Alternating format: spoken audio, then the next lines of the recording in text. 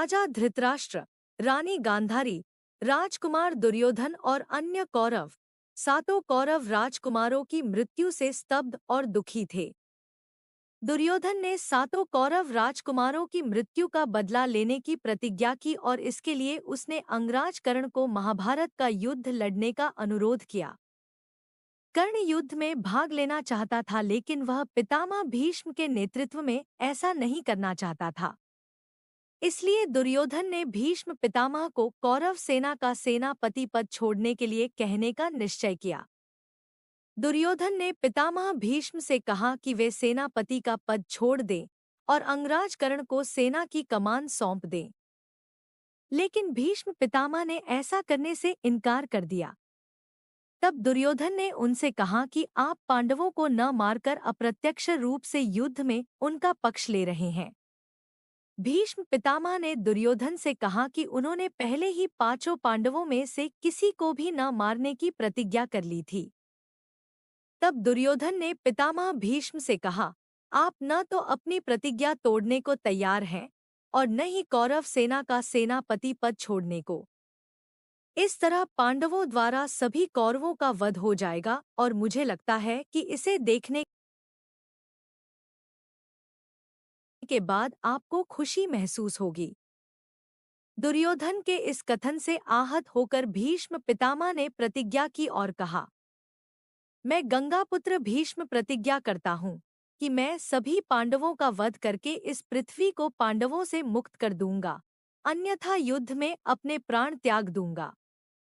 पितामह भीष्म की इस प्रतिज्ञा के बारे में जानने के बाद द्वारकाधीश कृष्ण सहित सभी पांडव रात्रि में उनसे मिलने आए। पांडवों ने पितामह भीष्म से युद्ध में उन्हें पराजित करने का उपाय पूछा। भीष्म पितामह जानते थे कि वे पांडवों की विजय के मार्ग में रोड़ा है। पांडवों के प्रति अपने प्रेम के कारण भीष्म पितामह ने उन्हें युद्ध में अपने विरुद्ध शिखंडिनी यानी शिखंडी की आड़ लेने का सुझाव दिया। भीष्म पितामह ने कहा कि मैं कभी किसी स्त्री से युद्ध नहीं करता, इसलिए जब शिखंडिनी मेरे सामने आएगी तो मैं क्षण भर के लिए अपने शस्त्र नीचे रख दूंगा। उस क्षण मैं निशस्त्र हो जाऊंगा और तब अर्जुन मुझ पर प्रहार कर सकता है। सलाह पाकर पांडव भीष्म पितामह के शिविर से बाहर चले गए। शिखंडी का जन्म स्त्री के रूप में हुआ था और उसका नाम शिखंडिनी था, लेकिन उसने स्वयं को पुरुष रूप में परिवर्तित करके खुद को शिखंडी को घोषित कर दिया था। पितामह भीष्म अभी भी उसे एक स्त्री मानते थे और शिखंडिनी नाम से पुकारते थे। अगली सुबह महाभारत युद्ध की शुरुआत की सूचना देने के लिए शंखनाद हुआ। जैसे ही युद्ध शुरू हुआ, पितामह भीष्म ने पांडवों की पूरी सेना का विनाश करना शुरू कर दिया।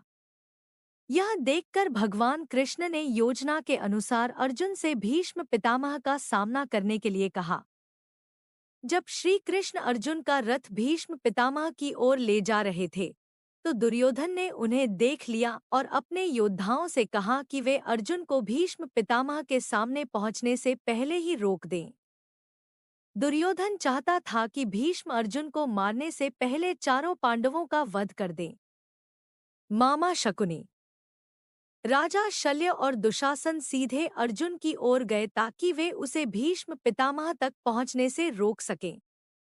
दुर्योधन ने गुरु द्रोणाचार्य और कृपाचार्य से भी चारों पांडवों को मारते समय भीष्म पितामह की रक्षा करने का अनुरोध किया। आदेश का पालन करते हुए गुरु द्रोणाचार्य और कृपाचार्य भीष्म पितामह की रक्षा के लिए चले गए। उधर मामा शकुनी और दुशासन अर्जुन से युद्ध करने लगे।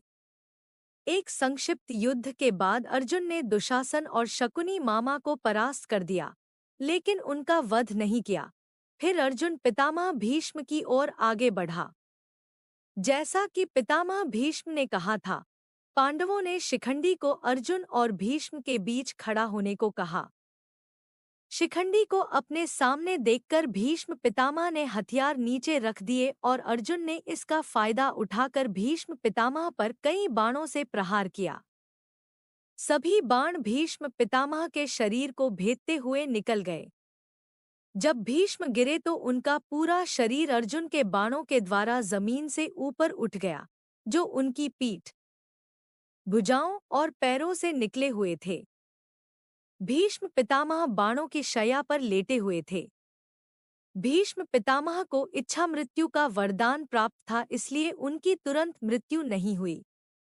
जब दोनों सेनाओं के राजकुमार उनके चारों ओर इकट्ठा हुए तो भीष्म पितामह ने उन्हें बताया कि उनका शरीर धरती से ऊपर बाणों की शैया पर पड़ा है, लेकिन उनका सिर बिना सहारे के झुका हुआ है।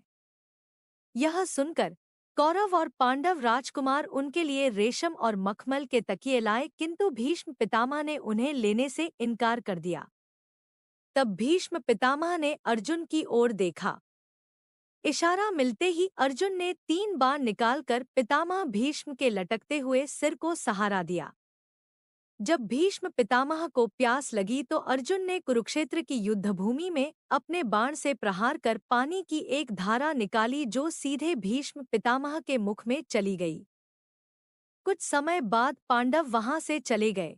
पांडवों के चले जाने के बाद भीष्म पितामह ने दुर्योधन से कुछ समय के लिए अकेले उनके पास रहने को कहा। भीष्म पितामह ने दुर्योधन से युद्ध रोकने को कहा और आगे कहा कि धरती पर किसी के लिए भी अर्जुन को हराना असंभव है, क्योंकि द्वारकाधीश कृष्ण के रूप में स्वयं भगवान विष्णु पांडवों के पक्ष में हैं। लेकिन दुर्योधन ने युद्ध रोकने से इनकार कर दिया और जाने से पहले उसने अपने सैनिकों से पितामह भीष्म के चारों ओर घेरा बनाकर उनकी रक्षा करने को कहा। बाद में उस रात कर्ण अकेले भीष्म पितामह से मिलने गया और भीष्म पितामह ने उसे बताया कि उन्हें उसके जन्म रहस्य के बारे में पहले से जानकारी थी। भीष्म पितामह ने कर्ण से पांडवों के साथ शांति स्थापित करने का आग्रह किया। भीष्म पितामह ने कर्ण से कहा कि उन्होंने जानबूझकर उसे सूत पुत्र घोषित किया था और किसी तरह उसे युद्ध न करने की शपथ लेने के लिए मजबूर किया था, ताकि वह अपने पांडव भाइयों के साथ टकराव से बच सके। भीष्म पितामह ने अंगराज कर्ण से कहा कि वे उसे एक महारथी मानते हैं और एक योद्धा के रूप में उसके कौशल की सराहना करते हैं।